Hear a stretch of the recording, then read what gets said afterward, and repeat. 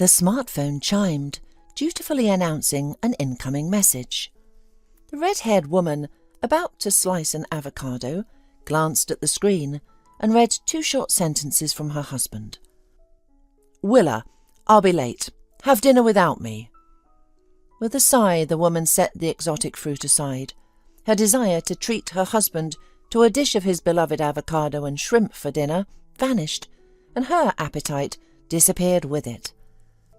The investigative curiosity to test a new salad recipe for the upcoming holidays evaporated as if it had never existed. Tomorrow was already the 7th anniversary of her fateful meeting with Barry, and the end of the month would bring the new year. Willa felt a wave of sadness. Unfortunately, such messages had become routine, making her wonder if Barry had strayed and was now involved with a mistress. Why else would she, his lawful wife, have to dine alone almost every night for the past 6 months, with only the hum of the laptop for company? Trying to distract herself while waiting for her husband, Willa decided to prepare for the upcoming holiday. After all, a gloomy mood wouldn't improve on its own. She needed to try to lift her spirits. She didn't feel like doing a thorough cleaning, so she left that task for the weekend. But why not start creating a festive atmosphere right now? For instance, she could inventory the holiday decorations. Over 7 years of marriage, they had established a tradition of decorating the apartment together, but who knew when Barry would find the time? The boxes with decorations and a small but beautiful artificial tree were stored in a cabinet on the balcony. Soon after their wedding and moving into Willa's mother's apartment, Barry had set up a makeshift office and workshop there.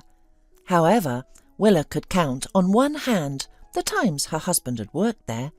More often he would sit in a comfortable chair in front of his laptop, browsing the internet or playing games. Lately, though, the improvised office, like his lawful wife, had been left alone by him more frequently. Barry would come home very late, have dinner and go straight to bed. Willa shook her head to dispel the sad thoughts, tied her hair back and began her task. She decided to leave the tree for later and focus on sorting through the ornaments. Many of them were old, dating back to her childhood, and although she had packed them carefully, some were inevitably lost or broken. She carefully lifted a plywood box adorned with red exclamation marks, a warning her father had painted to remind everyone to handle the fragile contents with care. A pang of sadness struck her. Her father had been so thoughtful, yet he had shattered their family. Willa was 15 and her younger sister Phoebe was 14 when their father announced he was leaving their mother for another woman.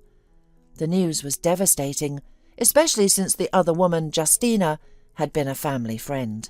Justina and their father had been classmates and worked together at the same company. He would often give Justina rides to and from work, a convenience that eventually led to an affair. Justina's frequent visits to their home under the guise of friendship had been a ruse to conceal her true intentions. The betrayal left Willa's mother, Doris, heartbroken and embittered. She refused to hear anything about her ex-husband and his new partner, and her anger extended to all men. Doris would often stand motionless in the kitchen or another room, staring into space and silently moving her lips, as if engaged in an endless, silent conversation. She had discarded all reminders of her former husband, except for this box, which held some of the glass ornaments. Over the years their number had dwindled, but the real loss was her mother's faith in men. Willa remembered her mother's constant warnings never to trust anyone completely, not even a husband. Doris's advice had shaped Willa's own views on relationships, making her wary and guarded. As she sorted through the ornaments, she couldn't help but reflect on her own marriage and the growing distance between her and Barry. The festive preparations were a welcome distraction, but they couldn't erase the lingering doubts and sadness. And do not befriend women to avoid a treacherous stab in the back. Moreover, you should always have a secret stash that your spouse knows nothing about. Then, to Doris's great displeasure, as soon as Phoebe turned 18, she moved in with her boyfriend. The scandal was monumental. Willa even shuddered, recalling how her mother had shouted at her younger sister, predicting that she would be used and discarded. Phoebe countered that a marriage certificate was no guarantee of happiness, and that when love fades in a relationship, nothing can stop a straying husband. Doris, taken aback by her daughter's sharp retort, lost all restraint, and an ugly family quarrel ensued. Phoebe left, and contrary to her mother's grim predictions, she found happiness with her partner, although they didn't rush to formalize their union. Communication with her younger daughter almost ceased for a while, as Doris considered her a traitor. Willa spoke to her mother often, trying to soften her stance, and gradually Doris began to relent. However, the process was slow, until a greater misfortune struck, one more severe than her daughter's leaving. Upon learning of her dire diagnosis, Doris desperately sought to mend her relationship with Phoebe.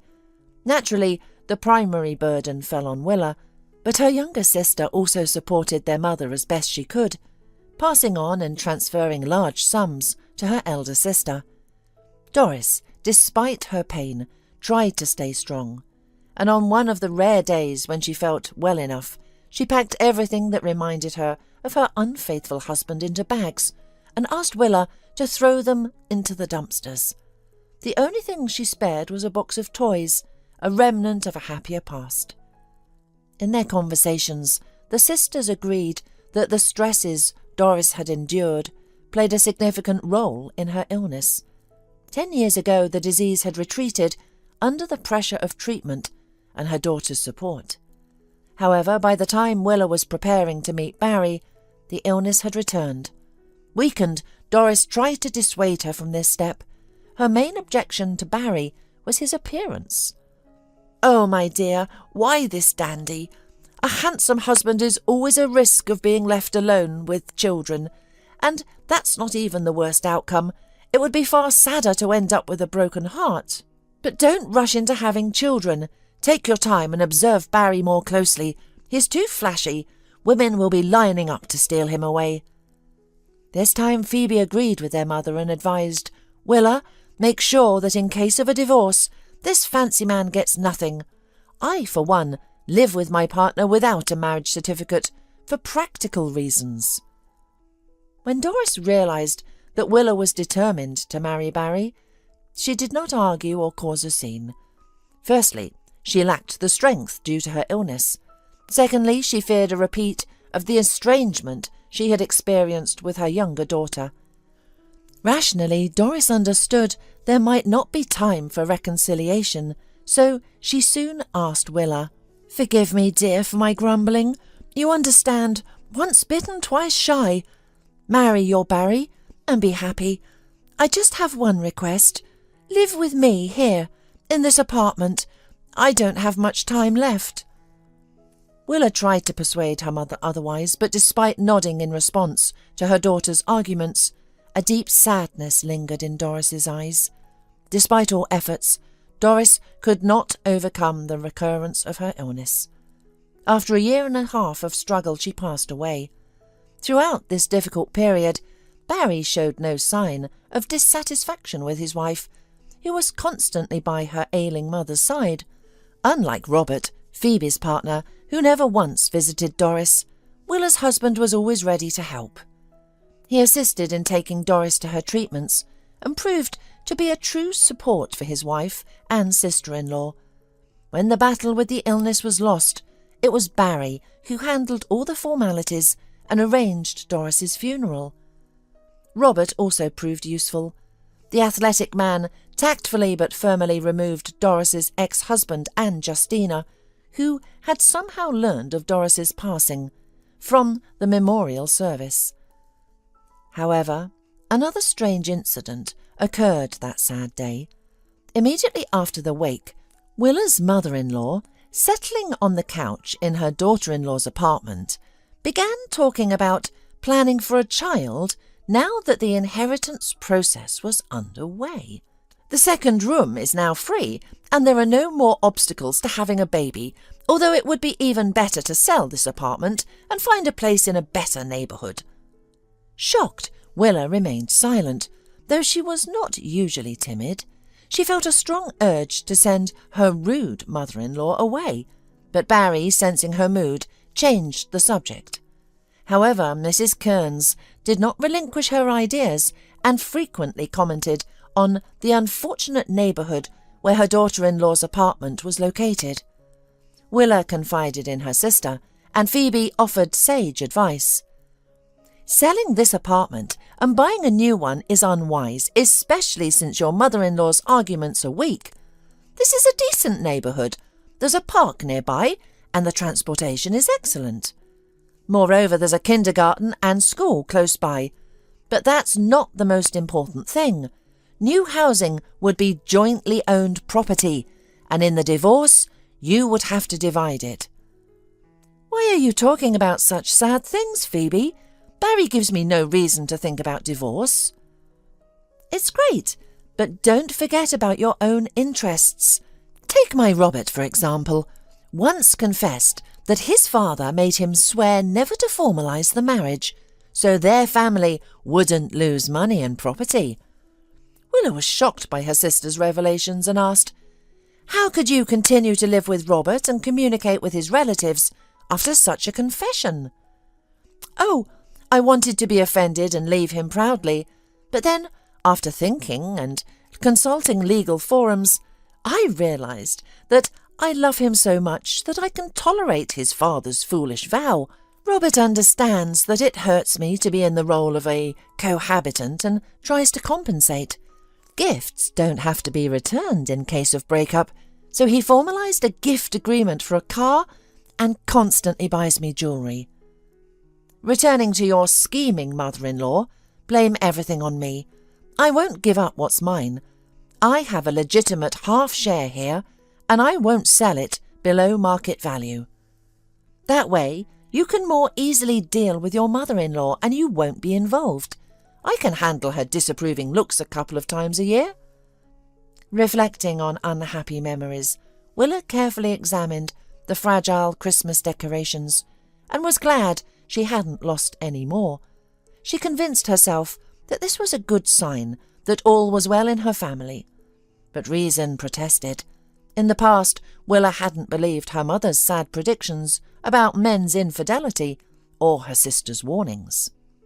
But what should she do now? There were more signs that Barry had found love elsewhere. Were her mother and Phoebe right in predicting a sad end to her seemingly eternal love story? Would she have to endure the bitterness of betrayal? Had Barry also been seduced by romantic affairs on the side? What had she and countless other women done wrong? Had they been too caring or not warm enough? Pondering this complex and painful topic, Willa set the box aside and began to unpack a large garland. She accidentally knocked over another box, which fell and opened. Among the scattered ornaments, she noticed a gift bag with something inside. After a moment's hesitation, Willa decided to satisfy her curiosity. She opened the package and found a small postcard inscribed, "To my beloved," and a box containing a costly smartphone. Willa felt warmth and lightness in her heart. Her suspicions of her husband's infidelity were unfounded. Barry had noticed the problems with her old smartphone and decided to give her a useful gift. Perhaps not for New Year's, but earlier, maybe for the anniversary of their first meeting. Willa carefully returned the gift bag and box with tree ornaments to their places, so her husband wouldn't suspect she had discovered her surprise. She hurried to the kitchen, determined not to let Barry know she had found out about his gift. But she could still pamper him as planned. Anticipating the joy, she reflected that things are not always as they seem at first glance. Perhaps Barry's budget had been strained by the purchase of the expensive smartphone, forcing him to work overtime. That would explain his late arrivals home. She had imagined the worst, but now she understood the truth. Inspired by the prospect of trying a new recipe, The woman imagined her husband's joy and anticipated a pleasant family dinner. Barry returned home close to midnight and, after spending about 15 minutes in the bathroom, finally appeared in the kitchen. She served him a beautifully arranged salad and put the mashed potatoes and cutlet in the microwave to warm. However, Barry's reaction to the meal caught her completely off guard. After quickly eating almost half of his dinner, he looked at her and began to complain. "Could you have made a more economical meal?" "What? Isn't it tasty?" Willa asked with a surprise, preoccupied with the thought that she needed to play the surprised face when she received the smartphone. "It's delicious, but shrimp and avocado are expensive, especially for an ordinary dinner, not a special occasion. I think you've been spending too much on food lately."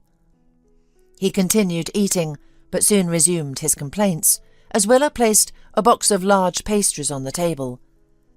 "You definitely should bake at home, it's cheaper. I have a rough idea of how much all this costs. For the price of these 4 tiny pastries, you could probably bake a kilogram of decent cookies." "What do you think, that you married a money bag?" "These are bourgeois habits, buying pastries from bakeries where they add all sorts of genetically modified products. We're practically flushing all our earnings down the toilet now, and in the future we'll be supporting pharmaceutical companies because of your laziness and extravagance."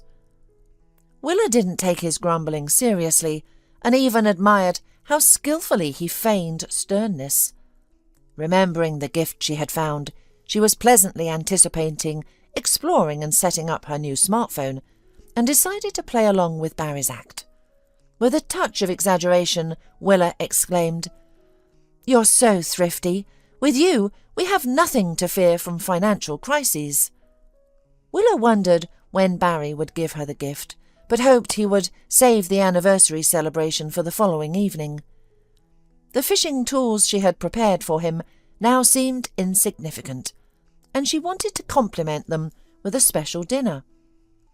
As she pondered what to do to treat her husband properly, Barry reached the peak of his complaints and demanded, "You know what, Willa? From now on, start collecting receipts for all your purchases, and then say once a week we'll sit down together and analyse what you bought impulsively and what we could have done without. With your approach, we'll be stuck in this tiny apartment forever. If you didn't spend so much on food, we could have improved our living conditions by now." Willa grimaced. Over the past year and a half, the topic of buying a new apartment had come up almost daily, and although she knew the initiative came from her mother-in-law rather than her husband, her irritation grew. However, she didn't want to argue on the eve of their special evening, so she simply cleared the dirty dishes from the table and, kissing her husband, murmured, "In a few minutes it will be the anniversary of our first meeting, and now I'm going to bed, hoping you'll join me soon." Barry seemed taken aback by her response and replied hesitantly, Yes, you go ahead. I'll finish my tea. The pastry is too good to resist." Willa, wearing a beautiful nightgown, hoped her husband would join her in the bedroom soon, but she fell asleep waiting. In the morning, seeing the dirty coffee cup and plate with crumbs on the kitchen table, she realised Barry had already left for work.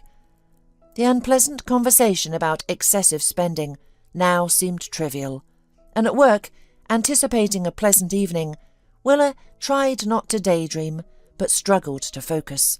Fortunately, there wasn't much work at the atelier, and she meticulously planned their celebration for 2. She smiled, recalling how sternly Barry had scolded her for spending too much on food, and decided to treat him again. She wanted to reward him for the generous gift he was about to give her. For Willa, the value of the smartphone, or its prestige, was less important than the sentiment behind her husband's gift. For romantic dinner, she decided not to overthink too much and buy trout steaks to bake with vegetables. Eagerly awaiting her lunch break, she hurried to the central market, despite the high prices, because the selection was better than at the nearest supermarket. Fortunately, the market was only 5 stops away from work, easily manageable during her lunch break. As she returned to the atelier with her purchases, the bus she was riding suddenly broke down midway. Assessing the number of passengers at the nearby stops and the time left in her lunch break, Willa decided not to wait for public transport and called a taxi. However, as if by Murphy's Law, her smartphone suddenly froze. Encouraging herself with the thought that she would have a new reliable device that very evening, she rushed back to work on foot. Taking a shortcut through the central street, she suddenly noticed her husband's silhouette in the large window of a prestigious bakery, tucked away in a quiet, cosy spot. Willa was about to dash inside to say hello, but froze in her tracks. Barry was enjoying pastries with a blonde woman with a stylish haircut. On the table in front of the stranger lay a gift bag that Willa had seen just the day before. Perhaps it could have been a coincidence, but the blonde was also holding a brand new smartphone and saying something admiringly to Barry. "Why are you standing in the middle of the street like a statue?" A disgruntled male voice interrupted her thoughts. Someone chuckled behind her. "Frozen, are you, snow maiden?" A rough hand nudged Willa, but she paid no attention and continued watching her husband and the blonde woman. They were engaged in a lively conversation. The stranger was showing something to Barry on her device's screen and laughing at his words. Willa didn't know what to do. She feared that entering the cafe would make her look foolish or lead to an irreparable scene. However, standing outside, waiting for her husband to finish his rendezvous, was almost unbearable. Suddenly, Willa's smartphone, which had been silent, buzzed loudly, jolting her from her thoughts. Her boss's displeased voice came through. "Are you planning to return to work at all? Your client is already waiting." Willa glanced at the screen. She still had 10 minutes left of her lunch break. But her strict boss seemed unconcerned with such details and loudly ordered, "Get back to work! The sooner you return, the better." Then, lowering her voice, presumably so the client wouldn't hear, she added more kindly, "Willa, she is principal where my little rascal studies. You know I always reciprocate." The distressed Willa even managed a smile. Yes, her boss could be overly stern, especially with clients, but she genuinely supported her employees. Besides, continuing to stand outside, watching Barry's peaceful conversation with some blonde was pointless and even dangerous. Her nerves might not hold, leading to unpredictable consequences. So Willa replied without argument, "All right, I'll be there in 5 minutes." She cast one last glance at her husband in the cafe and hurried back to work. Despite life's dramas, Willa strove to remain professional. Her beloved work was one of the anchors, keeping her relatively stable and preventing her from spiralling into despair. As she discussed order details with a client, she tried to push thoughts of Barry's strange meeting with the unknown woman out of her mind. But it was nearly impossible. She noted the client's preferences, changed the initial specification, and then heard an unpleasant, shrill voice. "Hey, are you even listening to me? What are you scribbling there? Sleeves with ruffles, not a neckline. This is outrageous. Stop daydreaming and write everything down as I say, not whatever you feel like."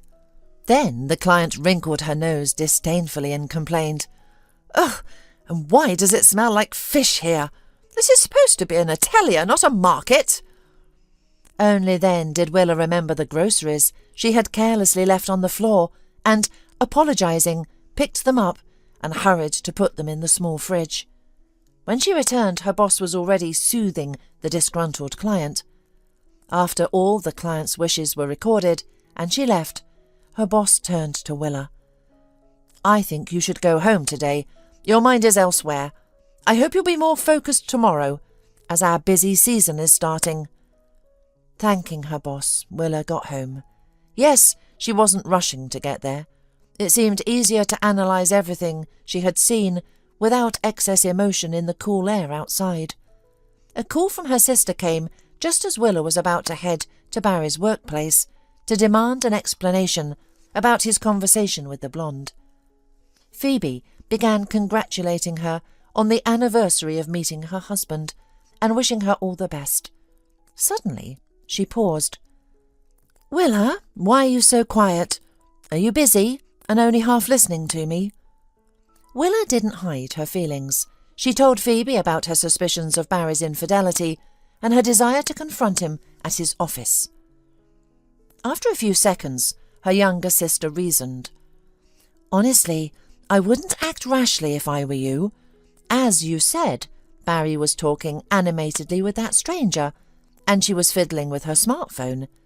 It seems to me that the situation is quite innocent. Not defending Barry, but for the sake of fairness, he might have asked that blonde for help setting up the smartphone he bought for you. A perfectly reasonable explanation, I think." "Oh, and setting up a smartphone can only be done in a cafe," Wilma remarked bitterly. "I understand your sarcasm, but maybe it was just a business meeting. The package might be similar, and the phone belongs to that blonde. I don't think it's worth tormenting yourself with suspicions and doubts.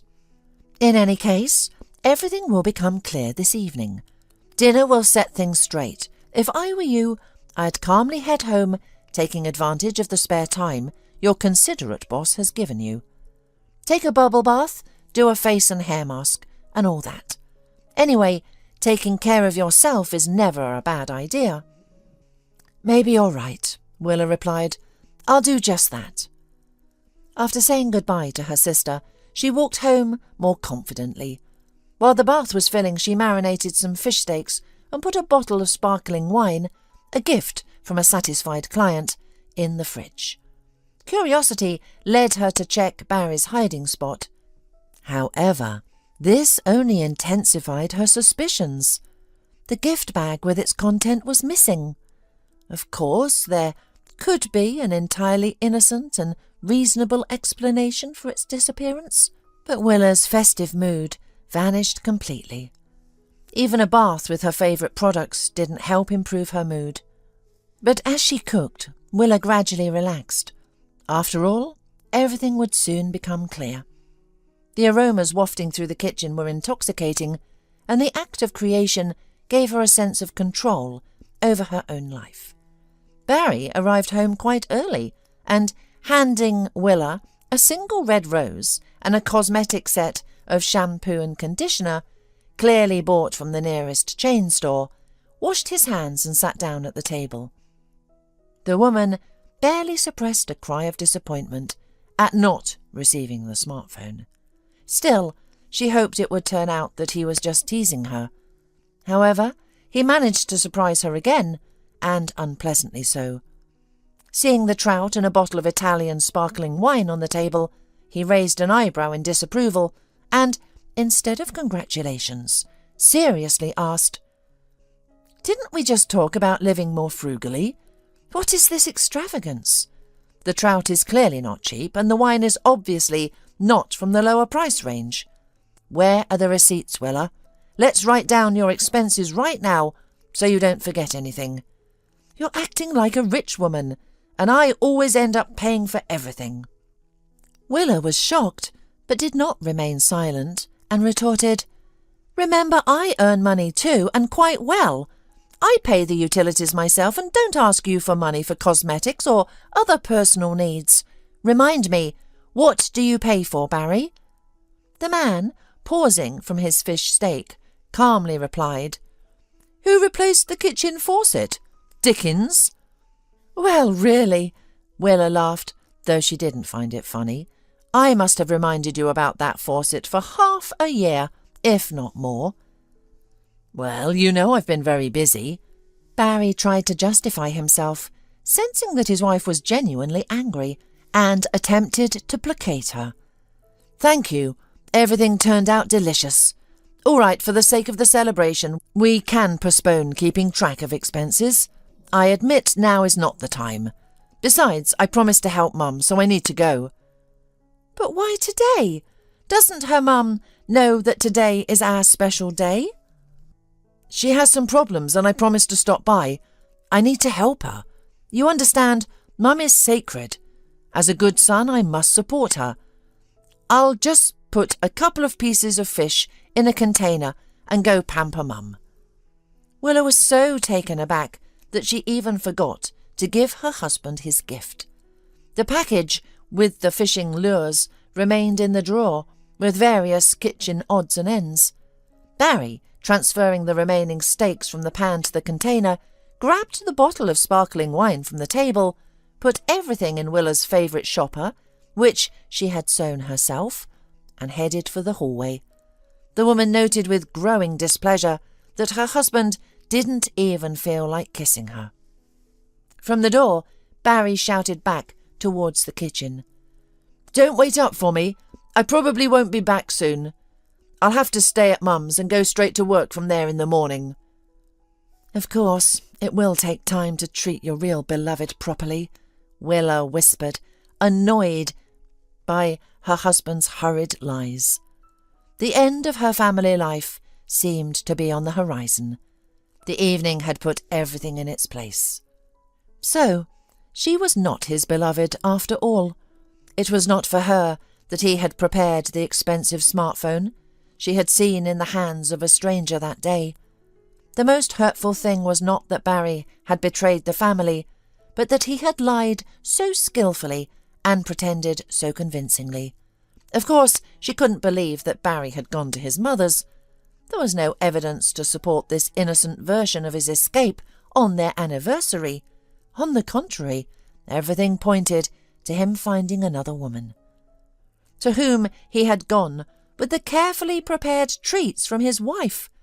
The blonde would surely thank him for the smartphone and then refresh herself with seafood and sparkling wine. Hearing the sound of the closing door and the elevator taking her husband away to his adventures, Willa called Phoebe and briefly explained the situation. "In short, divorce is creeping up on me and I had no idea. The situation is clear. Barry, under the pretext of visiting his mother, has rushed off to his mistress. I'm more than sure of it. You know, it's even funny now. He lectured me so thoroughly, even sternly, about being wasteful, but he didn't forget to take the non-cheap steaks and sparkling wine he had scolded me for. The smartphone, which I thought was an anniversary gift, had apparently already been given to the other woman, and I got a not-so-fresh flower, anti-dandruff shampoo, which I don't need, and conditioner." "Well, Willa, I don't even know what to say. Of course, you could call Mrs. Kearns or even visit her to get to the bottom of this," her sister said, uncertain. "But why, Phoebe? To hear more lies? I'm sure my mother-in-law will cover for her son and come up with some story. No, I don't want to see or hear her trying to squirm out of this." Phoebe objected. "Well, from what I know of your mother-in-law, she won't bother to make excuses. She'll probably go on the offensive, and you'll have to explain why her wonderful Barry slipped away from you on your anniversary." Willa smirked. Exactly, just like her son. "Accused me of being wasteful while entertaining himself on the side and throwing money around. It's unbelievable. He's demanding receipts from me, yet someone else is receiving a gift worth nearly a half of his salary or more." Although Willa's hope for a long and happy family life with Barry was shattered, she felt neither pain nor shock, and was even surprised when her sister offered to come over. "Why, Phoebe? There's no need. Believe me, I won't cry or do anything worse. There's no point in trying to keep Barry. We don't have children, and as we both know, children can't keep a man. Let him enjoy his blonde, and good luck to her in dealing with Mrs. Kearns." "Oh, darling, good for you for reacting this way. But if you start feeling down or lonely, call me, and I'll be over." "Thank you, Phoebe. I need some time alone. Besides, I won't be bored.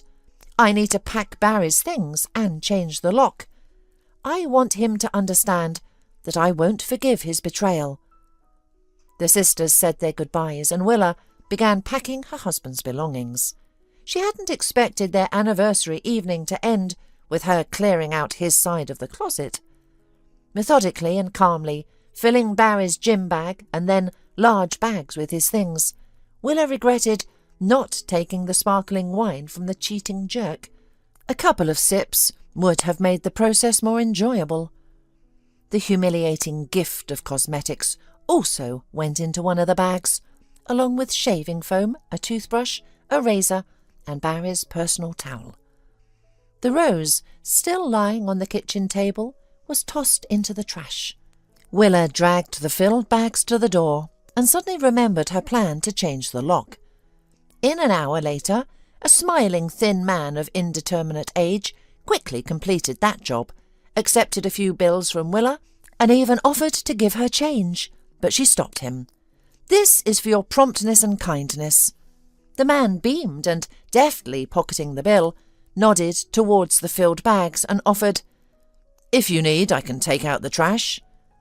Willa thanked the helpful man but declined, although for a moment she was tempted to throw out Barry's things in revenge.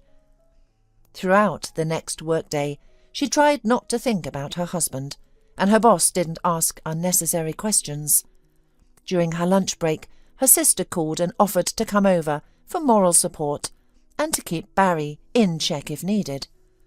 Who knows what he might do out of spite, but Robert and I will keep him from doing anything stupid, and will support you too. But Willa declined. "I'll manage. Thanks for your concern, Phoebe." "All right, but if you need anything, call right away, and let me know when it's all over. I mean, when this jerk leaves."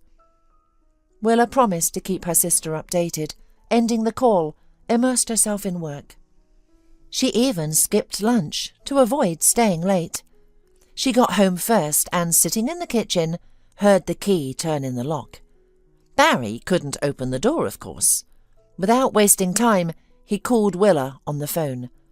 The woman skipped and opened the door ajar, leaving it closed with a chain. "Hello, what's going on, Willa? I'm hungry, tired, dreaming of taking a bath and relaxing, and you're setting up some kind of quest for me. Are you hiding a lover or something?" The man chuckled and ordered, "All right, enough joking around. Let me in already, and heat up the dinner." Barry indeed looked tired, and Willa found it so amusing that she ironically pitied him. "Oh, poor thing, you spent so much money on a phone for your mistress, and she didn't even feed you. How ungrateful she is." Through the small gap, Willa noticed a momentary embarrassment flash across Barry's face, but he quickly regained his composure. "I don't know what you're talking about. Is this really the time for jokes? Please open the door. I'm genuinely hungry and tired." "Wait, Barry. First, you'll listen to me calmly. I've packed all your things, and I'm asking you to take them quietly and without a scandal. I'm even willing to wait while you call a taxi to take everything away at once." "Have you lost your mind? Willa, this isn't funny. Open the door, I said. I don't know why you're angry, but I assure you you're mistaken. I'm completely innocent." "Barry, stop playing the innocent. You know, I wouldn't even be offended if you gave me a random set for our anniversary. Maybe you remembered it too late, or maybe you were embarrassed to return empty-handed, or maybe you couldn't think of anything suitable and decided to give a practical gift. But I know that yesterday, during your lunch break, you gave a costly smartphone to your mistress, and on the day of our anniversary, no less. I won't even mention that you ran off in the evening with the dishes I prepared. After such pettiness and shameless betrayal, I can't even stand to talk to you. So, either I open the door now, and you calmly take everything, or I'll start throwing your things out through this gap one by one. Or, as an option, I'll toss them off the balcony. Choose which option you prefer." "You're getting worked up, Willa. Let me in and we'll talk calmly." "There's nothing to talk about. You'll take your stuff and goodbye, as they say. The question is, how will you collect them? Will you pick them up from under the balcony, gather them one by one from the floor, or take them away quietly, peacefully and neatly in bags?" The man understood from Willa's tone that he couldn't change her mind at that moment, and meekly muttered, "I'll take everything in bags, open up." Willa let in her husband, whom she had already decided to relegate to the status of X, and nodded toward his belongings lined up along the corridor walls, now in a neat row, but in several layers. "Call a taxi, you can't carry all that in your hands." Looking Willa in the eye, Barry pleaded, "Come on, let's talk. You're kicking me out into nowhere." "That's not my problem, Barry.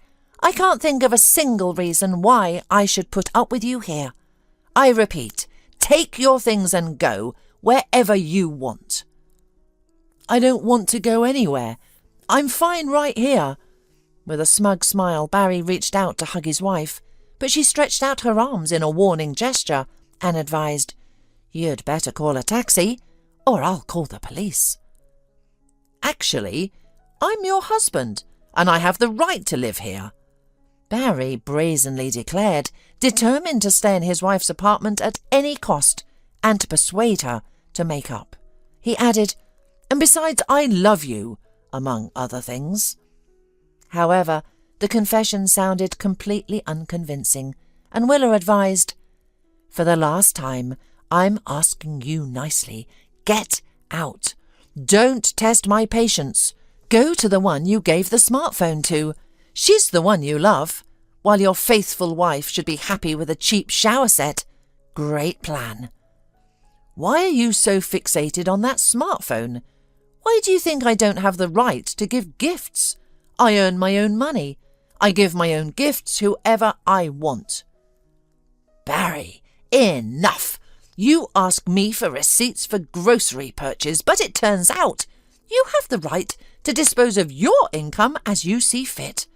Very original, but unfair." Willa began kicking the nearest bag towards the exit with her foot, and Barry, blushing with anger, began dragging the bags out onto the landing one by one, simultaneously typing something on his smartphone. Watching the end of her love story, Willa didn't feel bitterness yet, and involuntarily compared herself to her mother. Her mother had it much worse, with daughters to care for and the pain of betrayal by a friend and husband.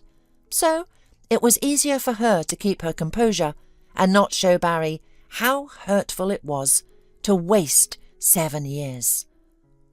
After finishing moving his things into the elevator, the man, without saying a word of farewell, squeezed into the cabin and went downstairs. After calling his sister to report on how the breakup went, Willa headed to the kitchen. She drank tea without tasting it and watched some comedy show on her laptop without understanding the jokes. Willa felt empty inside, with no thoughts in her head. An hour after Barry left, her mother-in-law called her and began to complain. "What have you come up with? Why did you kick Barry out? For being a good son and helping me?" "No, Mrs. Kearns, I kicked Barry out for being a bad husband." "Willa, you're wrong. If a man helps his mother, there's no reason to throw him out like a misbehaving cat. I don't know what you've imagined, but yesterday Barry came to my place in the evening because I needed to replace the water filter, which required disassembling half the kitchen cabinet. It was very inconvenient and very time-consuming. Then I fed my son. He lay down to rest after dinner and slept until morning. So it's my fault that Barry didn't return to you yesterday, and you overreacted and kicked him out. Isn't that unfair?" Until Mrs. Kearns started defending her son so persistently, Willa hadn't considered catching her in a lie. But, growing angry, she asked her mother-in-law a provocative question. "By the way, did Barry bring you the fruit drink and dumplings with the new recipe yesterday? How did you like them?" Mrs. Kearns, unsuspecting of the trap, began praising her daughter-in-law's culinary skills. "Delicious, Wilma. Everything was just right. The seasoning, the salt. The fruit drink was also wonderful. Will you share the recipe sometime, if it's not some big secret?" After her mother-in-law's slip, Willa was convinced that Barry hadn't visited his mother with the fish steaks and sparkling wine the night before, and Mrs. Kearns was clumsily covering for her son. Barry's muffled whisper could be heard from the speaker. The man had apparently overheard part of the conversation and realised that his mother had slipped up, implicating him as well. Her mother-in-law began to make awkward excuses. "Oh, well, I must have misheard you and got everything mixed up. Barry did bring the fish." As if sharing its owner's indignation, Willa's smartphone screen flickered, went dark, and then the device began to reboot. The woman sighed. "Now my without 5 minutes ex-mother-in-law will think I hung up on her on purpose or out of spite." However, Willa didn't call back or apologise. Let her son talk to his mother. She had no time for this waste. She needed to fill the shelves emptied of Barry's things, so they wouldn't bother her with their gaping void. The phone finished rebooting, and almost immediately Barry called. Mrs. Kearns was apparently not nearby, and the man's voice was loud and irritated. "Well, are you happy now? You caught my mother in a lie?" "Barry, don't blame me for your inability to lie convincingly." "Don't blame me for not coordinating your story with your mother that could plausibly cover your escapades. That's not my fault at all." "It's still unfair to set traps for my mother," Barry protested. But Willa quickly retorted. "Says the man who gave a smartphone to another woman on the anniversary of our meeting. Receiving a set of cheap cosmetics on this special day, knowing another woman is happily exploring a smartphone. That's what I call unfair. Anyway, I don't want to talk or even think about this situation. Please, for the sake of all the good times we had, let's not ruin our past with arguments and mutual recriminations." Barry seemed taken aback by Willa's meek request, perhaps expecting more accusations. "Fine. No use arguing now. By the way, I want to take the table on the balcony and the sofa." "No problem, Barry. Just let me know when you're coming to pick them up." Mumbling something incomprehensible, Barry ended the call. Only after this conversation did Willa feel sad. The man she had considered her rock, who had proven reliable in difficult times, had turned out to be like many others. However, she didn't have an opportunity to dwell on her husband's treachery or the deceitfulness of men in general, as the doorbell rang. Her younger sister had rushed to her aid. Behind Phoebe stood Robert, who clearly felt improper. "Come in," Willa welcomed them, although she wasn't sure she wanted company, even from close relatives. Phoebe ordered her companion, "Robert, take the bags to the kitchen and then you can go. If possible, pick me up tomorrow morning to take me to work." "Got it," Robert jokingly saluted. Quickly completing Phoebe's task, he left the apartment. "Don't worry, Willa. Luck will smile on us," Phoebe said, hugging her older sister. "I'm not worried, just disappointed. I get it. I don't know what's easier to bear, a husband's betrayal or a loved one who's in no hurry to marry. It's disappointing.